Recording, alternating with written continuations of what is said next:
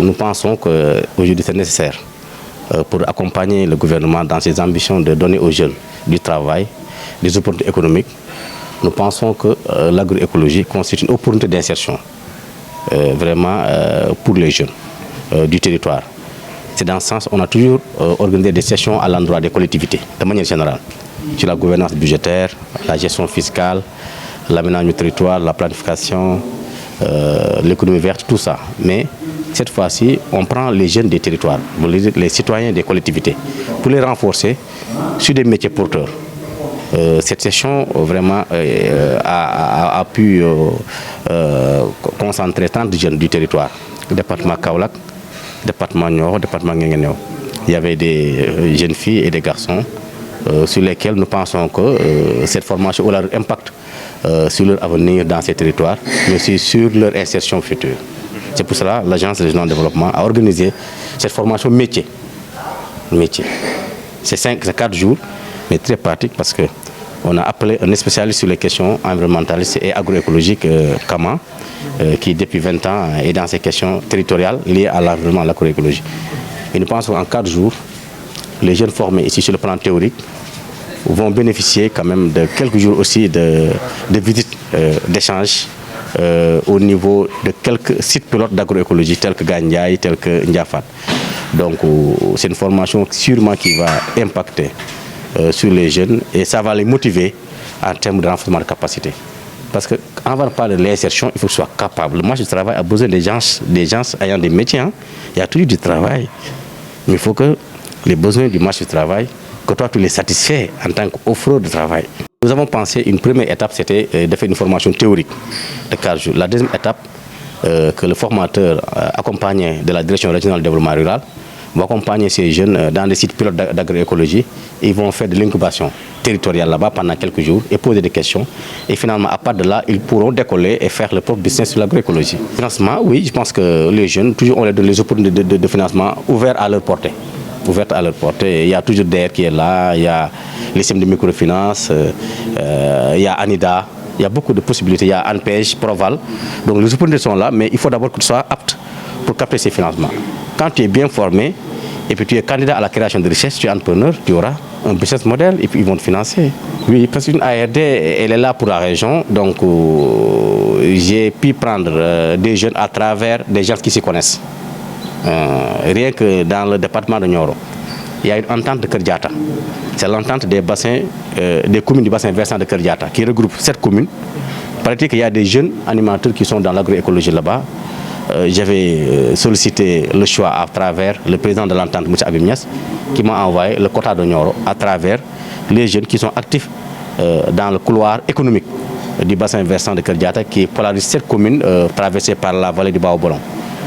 Dans le département de Kaolack aussi, il y a l'université ici qui est là, qui a une unité de formation sur l'agroécologie, sur l'environnement. Je leur ai demandé, ils m'ont mixé des étudiants et des gens qui ne sont pas étudiants mais qui sont dans le territoire. Donc là, dans le département de Nguinguinéo aussi, j'ai pu avoir la DRDR là-bas, la direction départementale de développement rural, qui m'ont fait des choix par rapport aux critères que j'ai posés. Finalement, c'était l'équité territoriale. Sur les 30, pratiquement, Kaolack il y a 12, Nguinguinéo 8, Nioro il y avait, je pense, que 10 comme ça. Donc c'était un peu équilibré du point de vue de la prise en charge de la dimension régionale, tout en prenant quelques par département. C'est juste pour assurer la transition vers l'agroécologie. Tout le monde sait qu'avec les produits chimiques, souvent il y a des problèmes, que ce soit par rapport à l'utilisation même de ces produits, pour le producteur même, mais aussi sur la santé humaine. Vraiment, les gens veulent aller vers la transition, donc veulent aller vers l'agroécologie, vraiment un peu protéger l'écosystème, protéger l'environnement, mais aussi protéger les consommateurs. Le but de cet atelier, c'est au moins d'approvisionner le marché central de Kaolack en termes de légumes frais, et en plus développer le volet, l'agroécologie au niveau de la région de Kaolack. Nous essayons de relever le défi puisque nous, on ne veut plus importer des produits chimiques, des produits qui gangrènent notre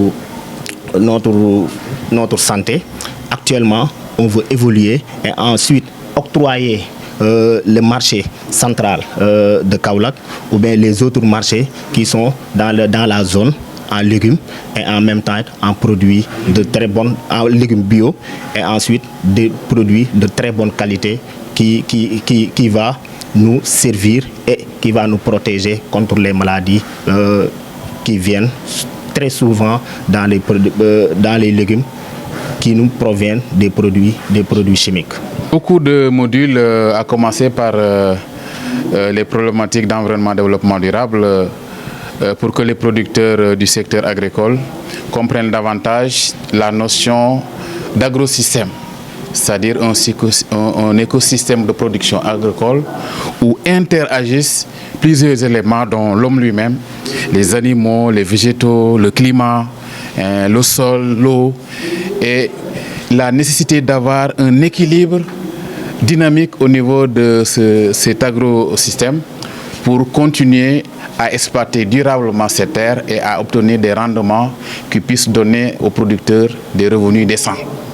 Donc on s'inscrit dans la dynamique de l'atteinte des objectifs de développement durable des Nations Unies à l'horizon 2030, y compris la sécurité alimentaire et nutritionnelle, mais y compris l'accès durable à des revenus décents, y compris l'adaptation au changement climatique, l'atténuation du changement climatique dans tous les secteurs d'activité et la sécurisation des consommateurs par rapport aux fléaux, par exemple des polluants organiques persistants, si souvent provenant des pesticides.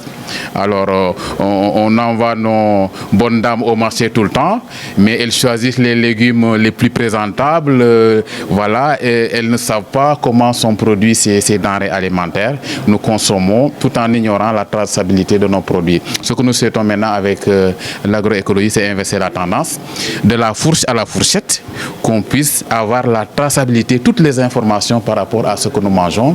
Et je pense que si cela arrive, on va faire ce qu'on appelle la transition agroécologique. On est en train de le faire au Sénégal, en tout cas comme le gouvernement l'a inscrit dans le PSE vert et comme la région de Kaolack s'est inscrite dans cette dynamique en se dotant de ce qu'on appelle la DITAL, c'est-à-dire la dynamique agroécologique au niveau local.